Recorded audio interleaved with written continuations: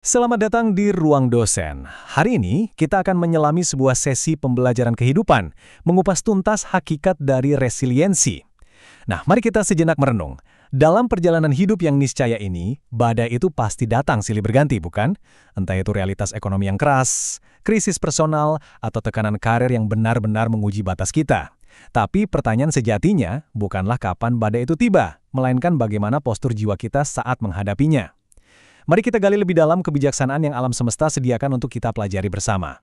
Pernahkah Anda benar-benar mengamati secara saksama bagaimana sebatang bambu berinteraksi dengan angin badai yang sangat dahsyat? Sungguh, ini fenomena yang memukau. Dan kita tidak sedang bicara sekedar soal botani murni di sini, melainkan tentang sebuah kebenaran psikologis yang sangat mendalam. Saat angin menerjang, bambu itu seolah menampilkan sebuah tarian bertahan hidup yang syarat akan makna filosofis.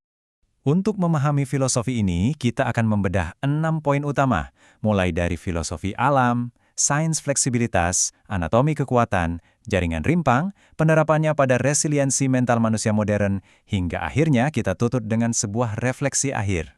Masuk ke bagian pertama, filosofi alam dan badai. Anda tahu, alam adalah guru yang paling jujur. Alam mengajarkan bahwa tekanan dan badai adalah variabel yang selalu konstan di dunia ini.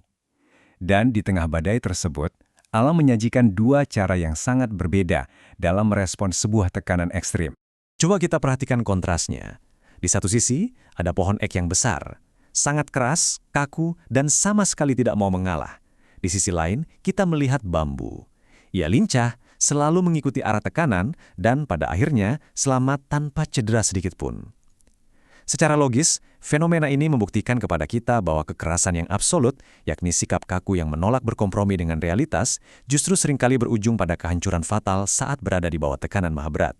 Bagian kedua, sains dari fleksibilitas, atau yang dikenal dalam biologi sebagai tik morfogenesis.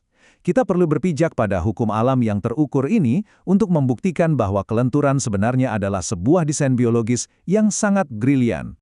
Titik krusialnya ada di sini.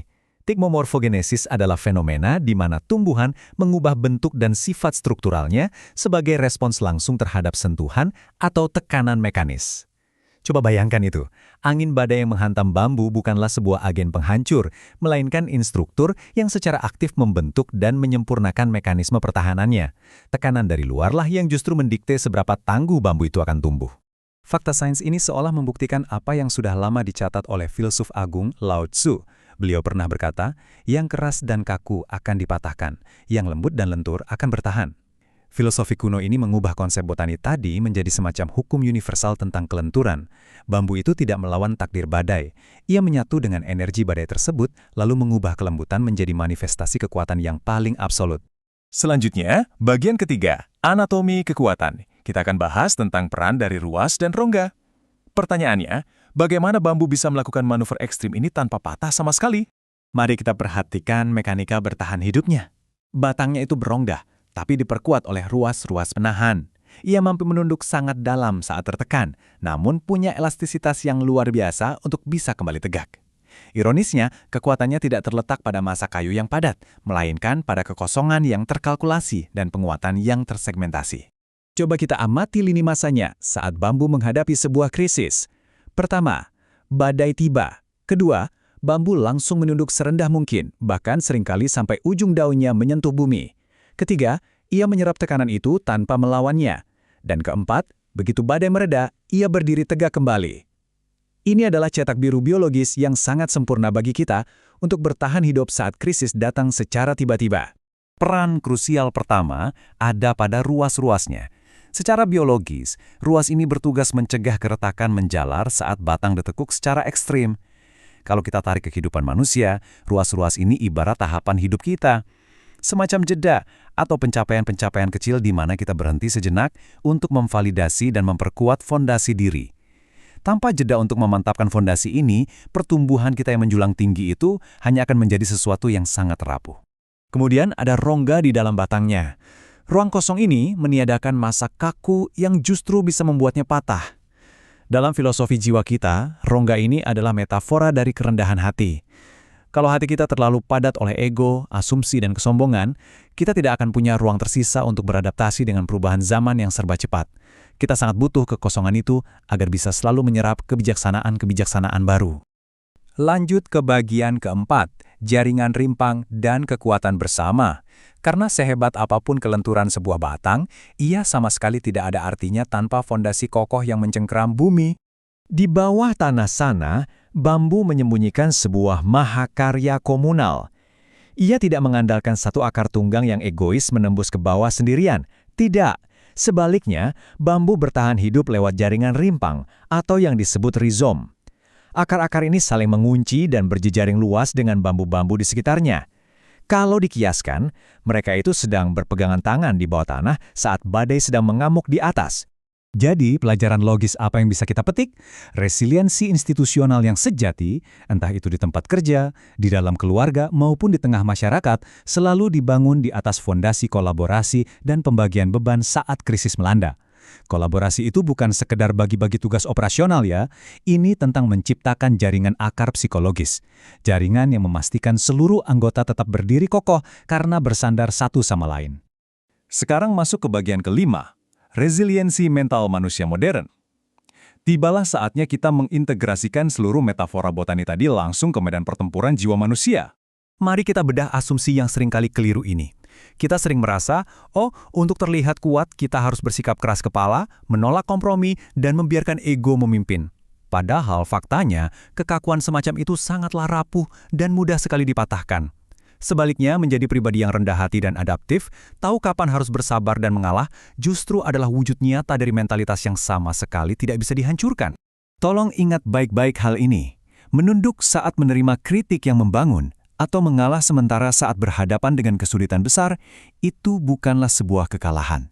Itu adalah strategi taktis sementara untuk bertahan hidup. Persis seperti bambu yang menunduk, supaya batangnya tidak patah. Terkadang, mengambil satu langkah mundur dan bersabar di tengah perdebatan yang merusak adalah bentuk tertinggi dari kelincahan personal Anda. Fleksibilitas adalah kekuatan, kekakuan adalah kelemahan. Mari kita resapi kebenaran absolut dari pernyataan ini. Mereka yang mampu beradaptasi dengan situasi, yang tidak kehilangan jati dirinya meski harus mengubah cara dan metode, merekalah yang pada akhirnya akan keluar sebagai pemenang sejati dalam setiap ujian kehidupan. Kita sampai di bagian keenam, refleksi akhir dari ruang dosen. Mari kita satukan semua pemahaman ini menjadi sebuah pedoman praktis untuk melangkah ke depan. Tumbuhlah. Tumbuhlah setinggi mungkin. Raih semua ambisi dan cita-cita terbesar Anda. Tapi ingatlah selalu hakikat dari sang bambu. Di tengah semua pencapaian yang menjulang ke langit itu, pertahankanlah sebuah rongga kosong di dalam dada Anda, yaitu rongga kerendahan hati. Ruang kosong itulah yang akan membuat Anda terus merasa haus untuk belajar, ikhlas menerima koreksi, dan yang paling penting, tetap membumi di puncak keberhasilan. Dan saat masa-masa sulit datang menghantam, jangan pernah takut untuk menunduk. Jangan biarkan ego membuat Anda kaku melawan badai yang memang di luar kendali Anda.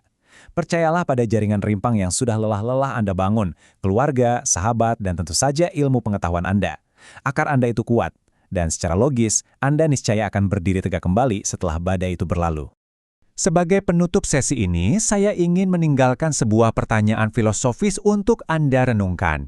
Saat badai kehidupan Anda berikutnya tiba, dan percayalah, badai itu pasti akan datang. Siapakah yang akan Anda pilih sebagai perwujudan diri Anda? Apakah menjadi pohon ek raksasa yang kaku dan tinggal menunggu waktu untuk patah? Ataukah menjadi sang bambu yang tak terhentikan, yang dengan lincah menari bersama badai dan memenangkan kehidupan? Pilihan itu sepenuhnya ada di tangan Anda. Nah, jika Anda merasa mendapat pencerahan dari sesi pembelajaran kehidupan seperti ini, saya mengajak Anda untuk subscribe channel ini, Ruang Dosen. Aktifkan lonceng untuk mendapatkan notifikasi bila ada analisis terbaru dari kami. Jangan lupa klik like dan share sesi pembelajaran ini jika dirasa bermanfaat untuk menyebarkan ilmu pengetahuan dan hikmah ini ke orang lain. Teruslah belajar, teruslah menjadi lentur menghadapi hidup, dan sampai jumpa di sesi Ruang Dosen berikutnya.